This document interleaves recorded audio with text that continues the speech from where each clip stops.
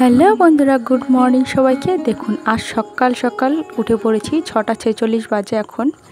ছেলেকে স্কুলে পাঠিয়ে দিলাম, যেহেতু ছেলের পরীক্ষা চলছে, রেডি করে পাঠিয়ে দিয়েছি। আর এই সকালবেলার ওয়েদারটা যে এত ভালো লাগে, এত সুন্দর লাগে, কি বলবো, মন প্রাণ দুটোই ভরে যায়। আর এইখানে না আজকে একটু হাওয়াও দিচ্ছিল, মানে প্রচণ্ড হারে, মানে এত ভালো লাগছিল না, সকালের ঘুমটা একটু উঠতেই মানে চাইছিল না, এত ঘুম ছাড়ছিল না। তো যাই হোক, কিছু করার নেই, ছেলেটাকে তো স্কুলে পাঠাতে হবে নাকি, ওর পরীক্ষা চলছে। স্কুল হলেও তবু একটা কামাই গেলে কোনো যায় আসে না, কিন্তু পরীক্ষাটা কামাই হয়ে গেলেই তো তখন খারাপ লাগবে না।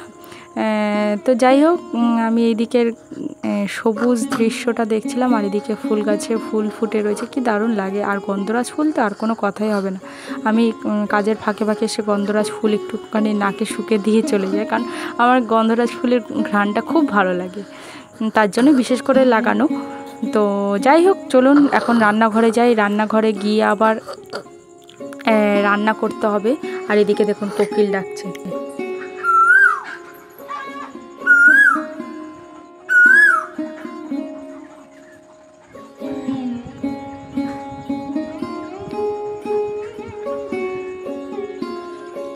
তো দেখুন কোকিলটা আমাকে দেখেই পালিয়ে গেল, আর কি সুন্দর ডাকছিল। সকাল সকাল এরকম আওয়াজ শুনতে কতই না ভালো লাগে বলুন। তো যাই হোক, আজকে একটা রান্নার রেসিপি দেখাবো, এমনি ব্লগ কিছুই ছাড়বো না, মানে ব্লগ বলতে রোজকার ডেলি রুটিনে আমরা যা করি সেটা দেখাবো না। তো যাই হোক, আজকে একটুখানি ডাটা আলুর তরকারি করবো। এখন তো যেহেতু ডাটার সিজন, আর ডাটা খেতে কার না ভালো লাগে, আমার তো বেশ ভালো লাগে, কিন্তু বিয়ের আগে অত খেতাম না। তো যাই হোক, ডাটা আলুটা ছিল, আর চিংড়ি মাছ আগের দিন করেছিলাম এঁচোড় চিংড়ি, তার জন্য সেই চিংড়ি থেকে কিছুটা চিংড়ি রেখে দিয়েছিলাম, ভাবনা চিন্তা করেই রেখেছিলাম যে ডাটা দিয়ে করব। তো এইদিকে আলুটা লাল লাল করে ভেজে নিচ্ছি, আর সাথে ডাটাগুলো কেটে নিয়েছি, আর চিংড়ি মাছ একটু বড়ি দেবো, ব্যাস। এইদিকে দেখুন কড়াইতে তেল গরম হয়ে গেছে, আলুটা তো ভাজা হয়ে গেছে, এখন সাথে দিয়ে দেবো ডাটাগুলো, একটু হালকা ভাজা দেবো, বেশি ভাজবো না, বেশি ভাজলে পরে কেমন একটা হয়ে যায়, ভালো লাগে না খেতে। তো যাই হোক, একটু হালকা ভাজা দেবো, তার জন্য একটুখানি ভাজলাম। আর এখন হলুদ দেবো না, জাস্ট একটুখানি নুন দিয়ে ভাজবো। চলুন ভেজে নিই। আর এইদিকে ভাজা হতে হতে এইদিকে আমি মশলাটাও তো রেডি করব। চলুন মশলাটা আমি কি কি করছি সেটাই আপনাদের দেখিয়ে দিই। আর হ্যাঁ, বড়িটা একটুখানি কাছে রেখে দিই, যেহেতু বড়িটা লাগবে। আর ডাটাটা ভাজা হয়ে গেলে বড়িটা দেব।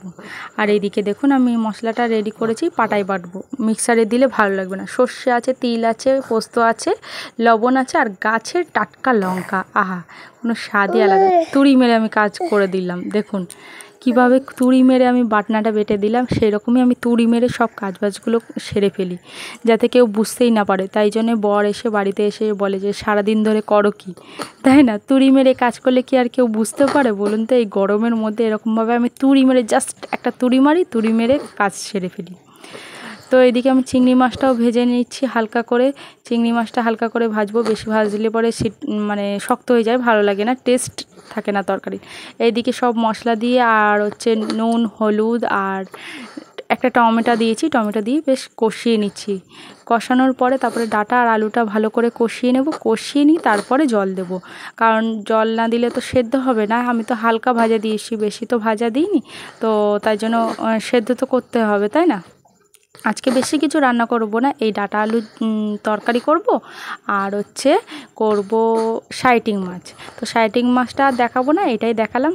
তো সত্যি কথা বলতে এই রকমভাবে একদিন আপনারা যদি চান রান্না করে খাবেন, খুব ভালো লাগে। আমি কিন্তু এইরকম রান্না আগে কখনো করিনি, এই ফার্স্ট টাইম করেছিলাম, কিন্তু বেশ ভালোই লেগেছে আমার খেতে। আর একটুখানি বেশি করে জল দিয়েছিলাম, কারণ ডাটার হচ্ছে মাখা মাখা যেই গায়ে মাখা যেই তরকারিটা হয় না, সেটার থেকে আমার মনে হয় হালকা একটু ঝোল থাকবে, রসা রসা থাকবে, ওটাই বেশি ভালো লাগে খেতে।